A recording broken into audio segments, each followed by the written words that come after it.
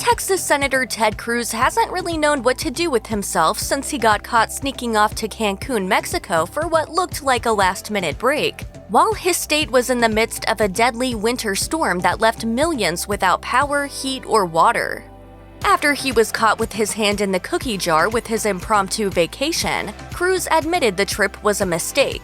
But he also conceded that it took a backlash on social media for him to make the decision to cut his trip short and return to Texas.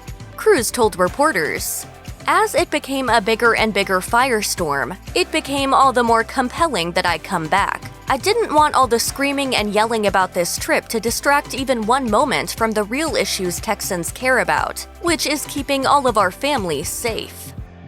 I just love that after he abandoned Texas, he came back in a Texas flag mask like nothing happened. Still, the Texas senator tried to explain that he did in fact have his reasons. His story about taking his daughters to Mexico as a chaperone on their plane ride before returning stateside himself barely held any water to begin with, and it didn't take long before the story was further discredited by a series of leaked text messages from a group chat to which his wife, Heidi Cruz, belonged. The contents of the group chat made their way into the pages of the New York Times and onto social media for everyone to see. Heidi texts, quote, "Our house is freezing." Several responses later, she says, "Anyone can or want to leave for the week? We may go to Cancun. There is a direct flight at 4:45 p.m. and hotels with capacity. Seriously, COVID test to come back, which we will take there." The plan was to leave on Wednesday and to return on Saturday. There was no mention of the Cruz's white poodle Snowflake, who was pictured alone in the Cruz home. The photo went viral on social media. The act of making a private exchange public appears to have annoyed Heidi to no end, or so Cruz says, because whoever it was had violated the unspoken confidentiality agreement that binds everyone when they join a group chat. And it was a sentiment shared by some who viewed the chats on social media. One Twitter user wrote, "Poor decision by Cruz to leave. But this appears to be private text message thread that has been hacked, which Twitter has a policy against, they tell us. If not hacked, then leaked by friends. Friends like that, who needs enemies?" Another person said, "I'm more concerned about a friend who is happy to leak text to the media but not tell their friend this is a really bad idea and suggest they make a different choice. Whoever leaked these texts isn't a nice person."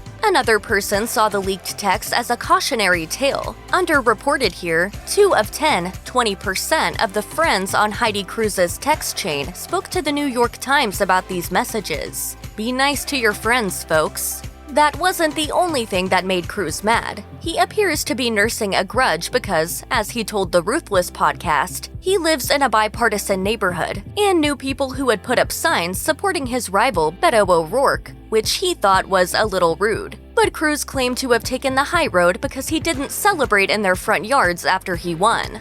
But the senator from Texas may have more than just a bad travel decision to think about, because a political action group with links to the controversial senator have paid out hundreds of thousands of dollars to a firm that had bought plenty of copies of Cruz's book.